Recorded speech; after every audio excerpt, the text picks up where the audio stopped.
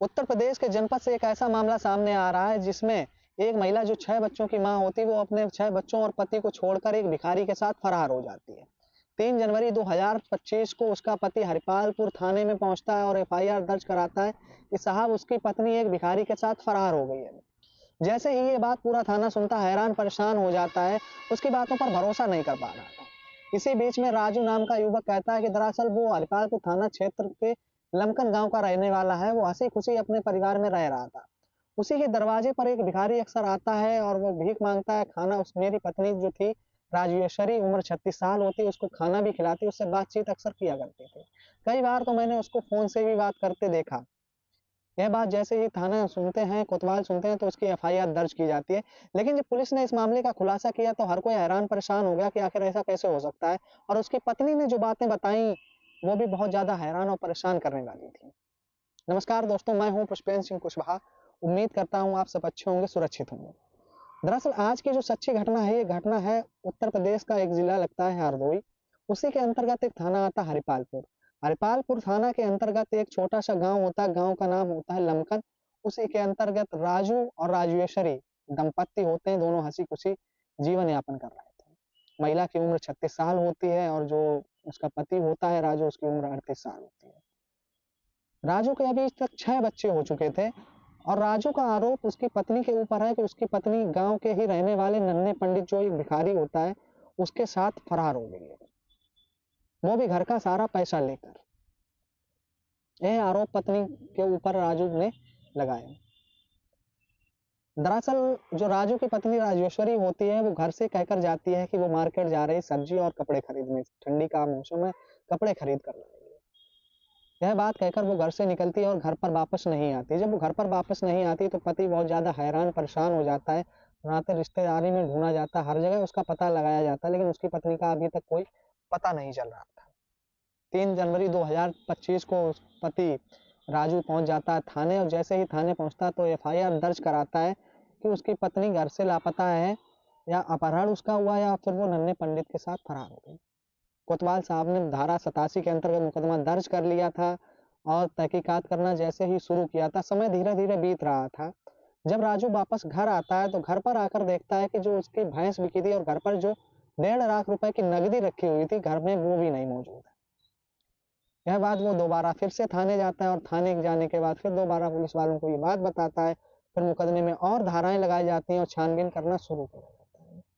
इसी बीच में ना जाने जब उसकी कॉल डिटेल उसकी पत्नी की निकाली जाती है तो उसकी जो पत्नी की कॉल डिटेल राजेश्वरी की होती है, वो कॉल डिटेल जो निकलती है, वो कॉल डिटेल जो लास्ट कॉल सीडीआर निकलता है, वो नन्हे पंडित का ही नंबर पाया जाता है। इसी बीच में पुलिस का शक बहुत ज्यादा गहरा जाता है। वो कहते हैं आखिर एक महिला एक भिखारी के साथ कैसे भाग सकती है, वो भी अपने 6 बच्चों को छोड़कर, अपने परिवार को छोड़कर, अपने पति को छोड़कर, अपना घर छोड़कर। सवाल बहुत ही पेचीदा बना हुआ था, पुलिस तहकीकात में लगी हुई थी। समय धीरे धीरे बीत रहा था। तभी दोपहर का समय होता, 7 जनवरी को वो महिला जिसकी खोजबीन में एफआईआर दर्ज की थी, राजू ने एफआईआर दर्ज कराई थी, हरिपालपुर थाने पहुंच जाती है।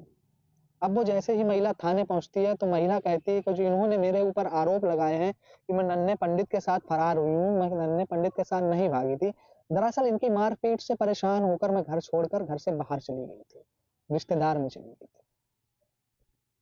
महिला कहती है कि मैं फरुखाबाद स्थित एक रिश्तेदार के यहाँ रुकी थी, लेकिन जैसे ही मुझे ये मामला पता चलता है कि मेरे पति ने मेरे ऊपर चोरी का आरोप लगाया और यहाँ तक कि भागने की बात कह दी है, तो इसी के चलते जब मुझे ये खबर लगी तो मैं तुरंत इस थाने में आ गई। पुलिस ने राजू को भी मौके पर बुलाया और उस महिला से भी पूछताछ की जा रही थी। लगातार जब पूछताछ की जा रही थी, जो उसके पति द्वारा लगाए गए आरोप थे वो निराधार थे, लेकिन जो महिला जितना भी बोल रही थी वो भी सब कुछ सच नहीं था। लगातार वो भी जो गांव का नन्हे पंडित होता है उससे बात किया करती थी, लेकिन जिस दिन से महिला गायब थी उसी दिन से नन्हे पंडित भी घर से फरार था। पुलिस तहकीकात में लगी हुई है कि क्या वास्तव में फरुखाबाद स्थित रिश्तेदार के यहाँ राजेश्वरी गई थी या नहीं गई थी, या राजू ने जो आरोप अपनी पत्नी के ऊपर लगाए थे वो सारे आरोप सच हैं या निराधार हैं। इन सबका तहकीकात की जा रही है। अगर मुकदमा झूठा निकलता है या कुछ गलत खबर दी जाती है, पुलिस तो अपनी उचित कार्रवाई करेगी।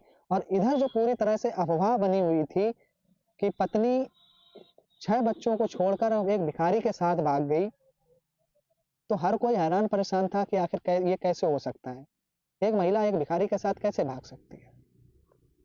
लेकिन पति ने आरोप लगाया था, जो सीडीआर निकाली गई, सीडीआर के तहत नन्हे पंडित का लास्ट कॉल नंबर पाया गया। उसके बाद महिला का नंबर बंद जाता है और महिला का कहना है कि वो एक रिश्तेदार के यहाँ गई थी।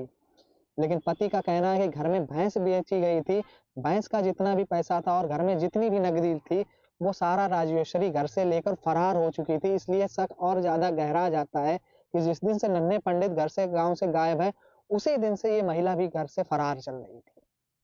फिलहाल पुलिस तहकीकात कर रही है, जो भी होगा घटना में मैं आपको आगे अवगत कराता रहूंगा। लेकिन सोशल मीडिया पर तरह तरह की खबरें सामने आ रही हैं, किसी ने जड़ से तहकीकात नहीं की कि आखिर मामला क्या है। इस चीज़ का जब मैंने जड़ से तहकीकात किया, तब आपके सामने इस चीज़ को पेशकश की, आखिर उस महिला में इस केस में आखिर हुआ क्या है। महिला 3 जनवरी के मुकदमा दर्ज कराया जाता है, FIR लिखवाई जाती है और 7 जनवरी को महिला खुद थाने पहुंच जाती है। दोस्तों, इस कहानी को सुनाने का उद्देश्य किसी की भावनाओं को ठेस पहुंचाना नहीं था, बल्कि समाज में फैल रही कुरीतियों को आपसे अवगत कराना था। क्योंकि पता नहीं आजकल के इस भेष में क्या दरिंदे घूम रहे हैं, और हमेशा आप भी सतर्क रहें, अपने परिवार को सतर्क करते रहें। लेकिन जो समाज में हो रहा है वो बहुत गलत हो रहा है। अगर वो महिला भिखारी के साथ गई, ये बात सच निकलती है, तो आप समझिए कि हमारे समाज में किस तरह का प्रभाव पड़ेगा, और जो वो 6 बच्चे उसके मासूम हैं उनका क्या होगा। फिलहाल राजू न्याय की गुहार लगा रहा है।